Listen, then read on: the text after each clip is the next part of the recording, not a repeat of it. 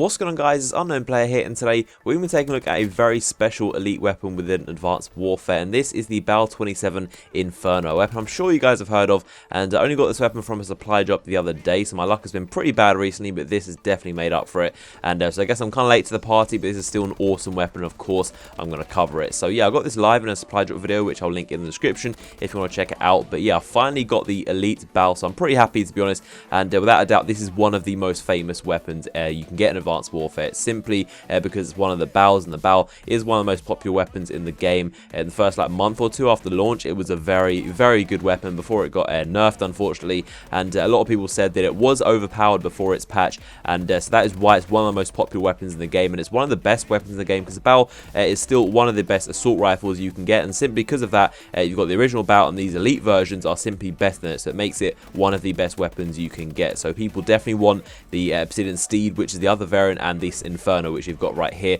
And so let's take a look at its stats. We've got +1 for fire rate and +2 for handling, and then -3 for mobility as a counterbalance. So this is a strange one, and the benefits to this weapon is without a doubt the fire rate. It basically has integrated rapid fire, and it's actually mad how quickly this thing can fire. And naturally, the BAL's fire rate increases and accelerates the longer you hold it down, so it just goes absolutely insane with this Inferno, and that's why this is an awesome weapon.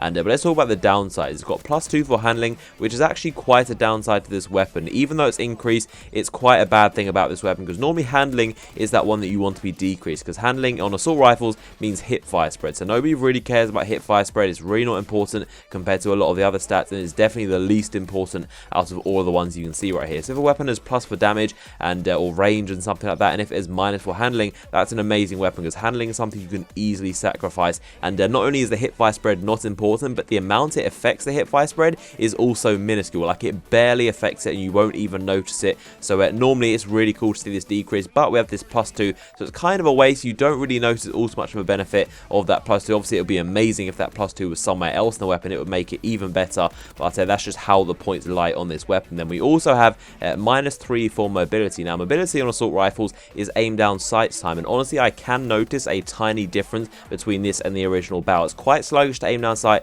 and but simply if you put a quick draw grip on it, you're good to go. You won't even notice it at all. It's absolutely fine. It's still snappy if you put a quick draw grip on it. Normally I run the quick draw grip anyway, so it's really not too much of a downside, and you might notice the slight delay between the aim down sight speed, but it's literally a few frames. It's a tiny minuscule difference, and -3 is definitely well kind of put in this place, because you really can't notice too much of a difference. So to be honest, you can't really notice the handling or mobility ups and downs. The main thing is that we've got +1 for fire rate, and it may only be +1, but that is where this weapon definitely sticks out, and it makes it an absolute beast. It literally just churns out bullets, and it doesn't even have that much extra recoil. You might want to put a grip on it anyway to decrease that. The BAL after the patch is definitely, it's got quite a bit of recoil, so with a grip it's quite a good weapon. So I'd recommend the quick draw grip and also the vertical grip to decrease the recoil and increase the aim down sight speed. And you can see it side by side comparison of the original fire rate on the BAL versus this Inferno. You can see it's quite a bit quicker, and for only 1 point it is quite a difference. So overall, this weapon is an absolute beast. It may have some points that are very strange and very wasteful places,